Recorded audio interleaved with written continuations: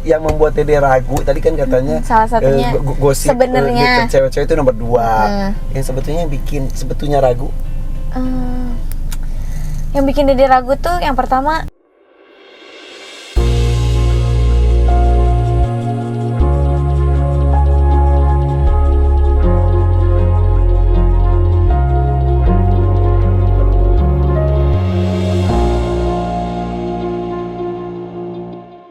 Dede sudah pernah dihianatin itu. Nah, yang pertama lah Dede udah pernah dihianatin. Tangannya penunjuk kayak gini, penekanan lagi nih. Berarti dia pernah dihianatin.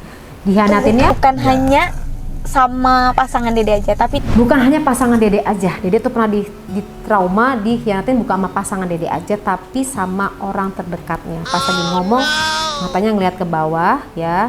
Itu di menit 17.27. Berarti cerita tentang pengkhianatan ini yang dirasakan sama Dede ini cukup dalam nih, cukup lumayan gitu loh. Artinya punya pengalaman yang tidak menyenangkan. Dia melihat ke bawah, itu pengalaman emosional sih seperti itu gitu loh. Nah, dikhianatin ini bukan hanya sama mantannya ya, bukan hanya sama orang yang dicintai, tapi sama orang terdekatnya. Itu cukup lumayan loh untuk penanganannya, karena akan terrecall lagi memori itu. Dede punya pengalaman Dede dihianatin soal percintaan itu oleh orang terdekat Dede. Jadi Dede ini pernah dikhianatin oleh orang terdekatnya ya. Jadi pada saat menceritakan yang 17.27 itu ya, ia menarik napas. Jadi begitu dalam menceritakan pengalamannya bahwa dikhianatin oleh orang terdekat. Terdekat ini tidak hanya pasangan aja, tapi juga orang terdekat. Ya. Gitu. Jadi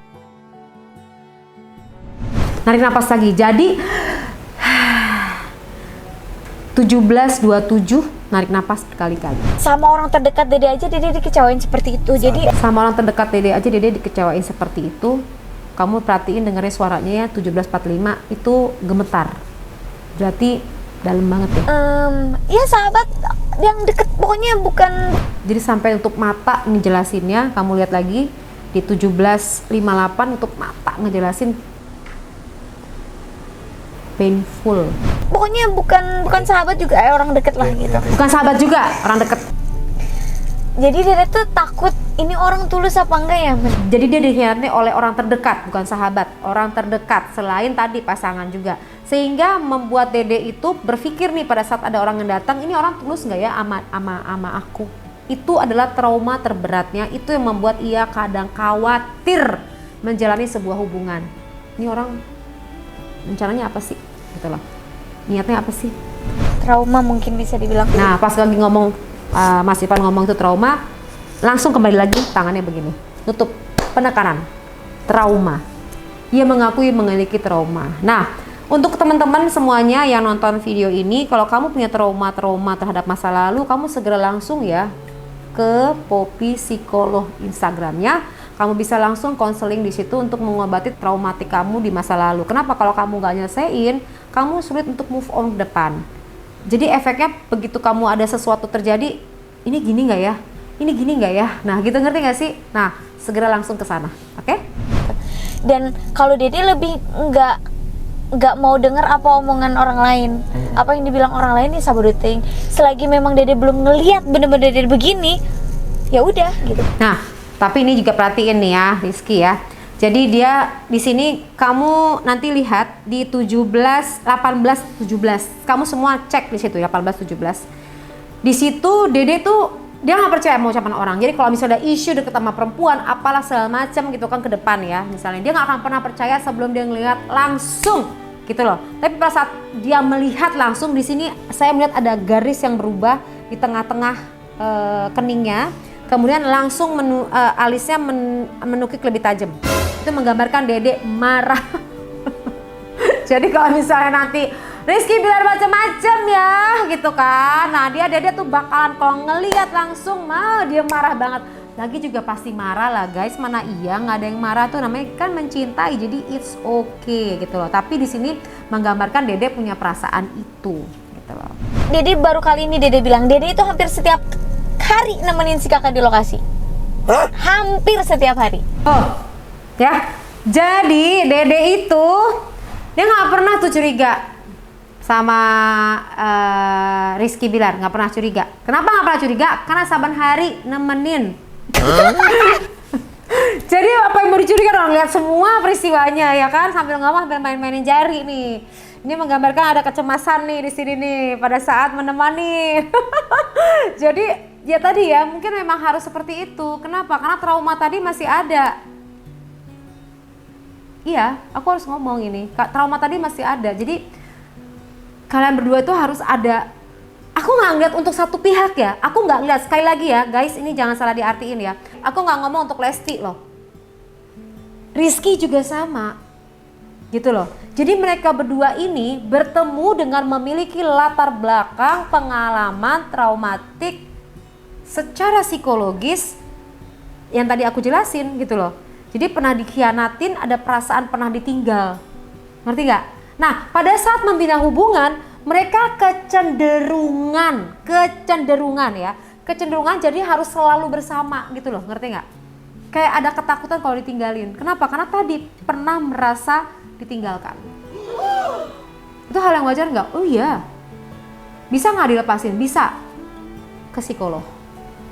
Silakan menghubungi aku untuk mendapatkan penanganan lebih lanjut.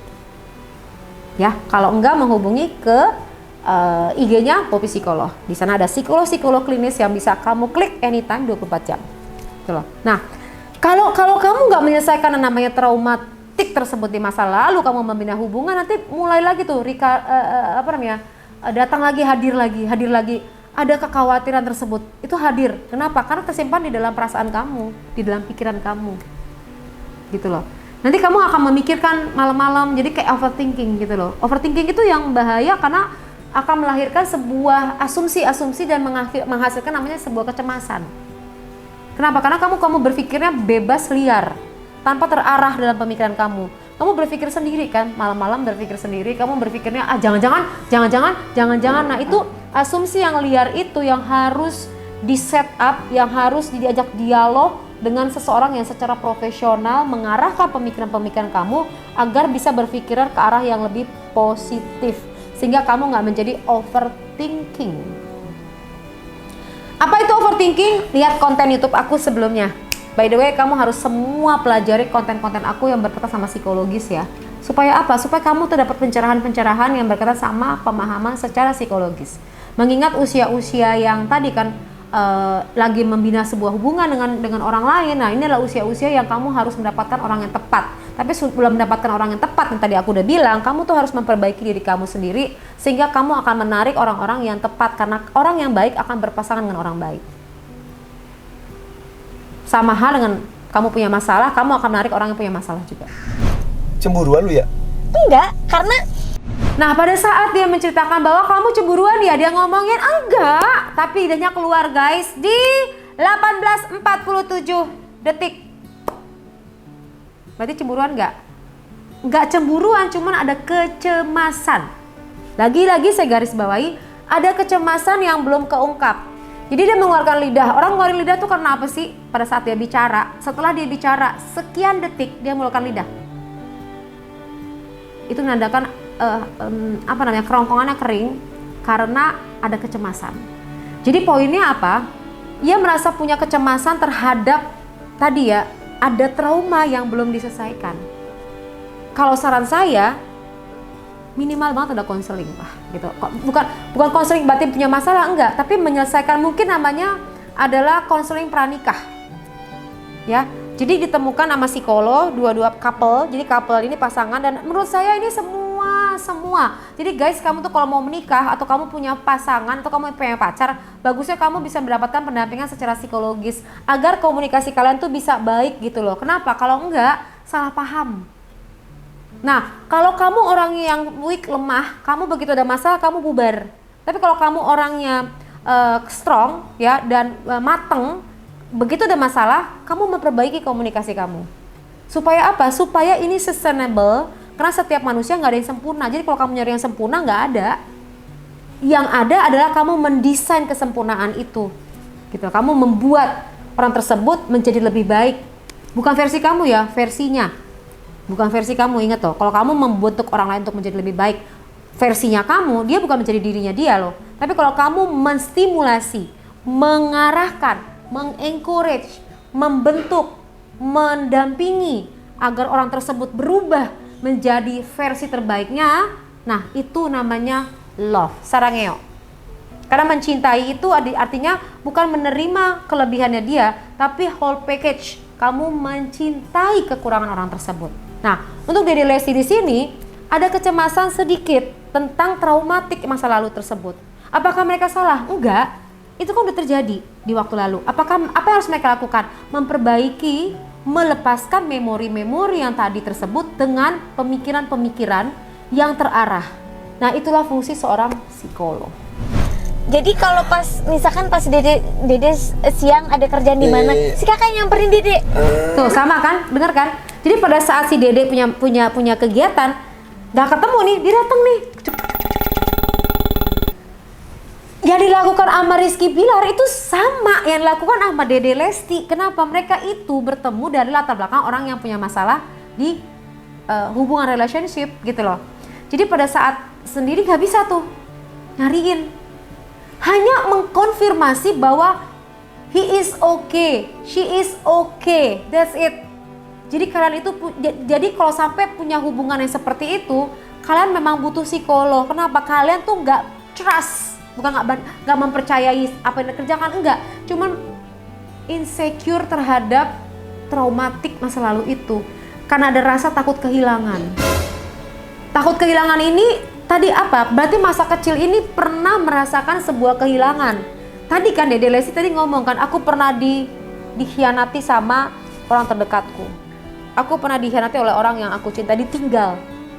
Ditinggal itu membuat seorang individu tuh ketakutan banget kalau dia ditinggal lagi. Jadi kayak khawatir banget. Nah, kalau kamu fokusin kekhawatiran itu, kamu akan menarik kejadian itu. Ngerti nggak maksud aku? Kalau kamu nggak ngerti, kamu langsung akses saja ke Instagram Poppy Psikolog supaya kamu ngerti pemahaman yang aku jelasin ini tentang relationship. Oke? Karena kalau nggak gitu kita nggak ketemu waktunya. Oh my God, so sweet banget. Gitu. Selalu bersama ini bukannya oh this so sweet, mereka selalu bersama. Bersamanya ini karena ada rasa ketakutan, insecure. Bukan artinya mereka nggak percaya, enggak, saling percaya, iya.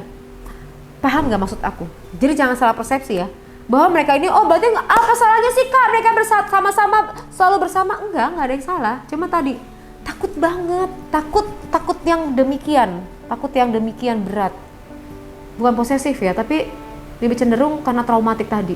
Bisa dihilangin nggak? Bisa. Bukan nanti kalau dihilangin nanti mereka nggak peduli lagi, enggak, tapi lebih, jadi orang tersebut merasa lebih secure, ngerti nggak? Aman, ditinggal aman. Kalau anak kecil itu kalau dibayangkan masa kecil yang kayak begini adalah pada saat seorang anak ditaruh di sekolah TK, ngerti nggak? Kindergarten taruh nih sama ibunya, terus anaknya nangis, ngerti nggak? Nih kamu yang punya anak baru TK, kamu pasti paham deh. Ditinggalin gitu, ngerti nggak? Ini anak insecure. Oh iya, kenapa dia insecure? Dia ketakutan ditinggalin. Berarti dia kecilnya punya traumatik dong. Oh iya, pernah ditinggalin atau ditakut-takutin. Kalau kamu nggak nurut mama tinggal ya. Nah, ngerti nggak? Ini kesalahan untuk kamu semua nih, ibu-ibu muda nih ya, yang baru punya anak, yang sering nakutin anak dengan kalimat-kalimat kayak gitu. Jangan deh, kasihan tahu anaknya. Oke? Paham ya? Kalau kamu nggak gitu, aku tinggal nih. Jangan, sama kamu kalau pacaran juga gitu, jangan deh ngomong. Kalau kamu nggak gitu untuk tinggalin, nggak gitu caranya. Kenapa? Dia akan merasa ketakutan and then into insecure. Bicara mengenai insecure, kamu lihat konten YouTube aku. Semua pembahasan mengenai insecure. Jadi kamu paham maksud aku, oke? Like, subscribe sebanyak-banyaknya. Sebarin deh ke teman-teman kamu yang insecure supaya ngerti penanganan insecure. Kalau penanganan lebih dalam lagi kemana? Bener, ke Poppy Psikolog IG-nya. Oke. Akhirnya jadi lu bisa ngelihat kabar gimana, tapi yang Dede lihat beda. Jadi percaya aja. Dede tuh harus ngelihat, jadi dia percaya. Jadi dia tahu teman-temannya si kakak lingkungannya. Nah tadi dia tahu teman-temannya, dia ngelihat dengan mata kepala. Nah sejauh dilihat terus aman. Nah kebayang nggak kalau harus keluar kota? Once nanti kalau nikah, si A harus keluar kota, si B harus keluar kota, berpisah. Apa yang terjadi? Kalau tidak dibangun rasa secure buat diri kamu, konseling pranikah segera dilakukan. Dek, kalau kita ngelihat kalau kita pemikirannya sakit terus, takut terus, overthinking terus, akan begitu terus mindsetnya katanya. Jadi Dek, kalau kamu terus berpikir sakit terus, ya kamu akan merasakan sakit terus seperti itu kondisinya. Jadi kamu akan overthinking, mikirinnya ke situ. Karena semua itu adanya di mindset kamu. Cakep nih Rizky Bilar. Assalamualaikum warahmatullahi wabarakatuh. Hey, sadar gak sih kalau banyak banget orang nih di luar sana yang lebih fokus untuk hal-hal rutinitas sehari-hari.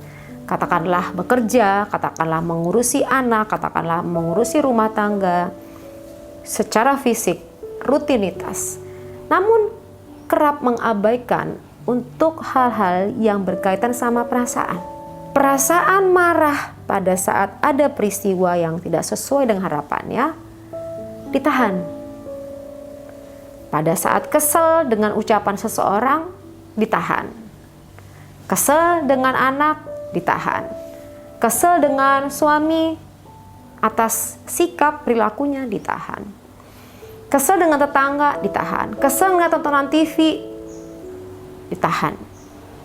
Di sini di backup oleh tenaga-tenaga ahli secara profesional, master psikolog di sini yang akan menghandle persoalan kamu dengan pengalaman tinggi dan expert di bidangnya.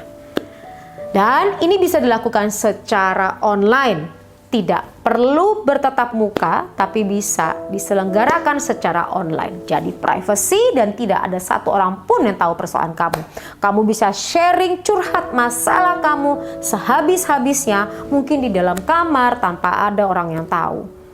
Mungkin juga kamu bisa menceritakan di dalam mobil, atau mungkin kamu bisa menceritakan di tempat-tempat tersembunyi kamu untuk menceritakan perasaan kamu yang paling dalam yang udah tidak sanggup lagi kamu tahan. Hati-hati kalau kamu menahannya, itu bisa meledak di dalam pemikiran kamu, di dalam perasaan kamu. Maka berbagai macam kondisi akan muncul, sakit yang tidak selesai atau sembuh, bahkan pemikiran-pemikiran yang ditahan meledak, itu akan mengakibatkan berbagai macam gangguan lainnya. Oleh sebab itu segera kamu konsul kepada kami di sini di nomor di bawah ini. Saya dan teman-teman saya, kami siap membantu kamu, selalu ada untuk kamu. Jadi kamu tidak sendiri. Kami ada.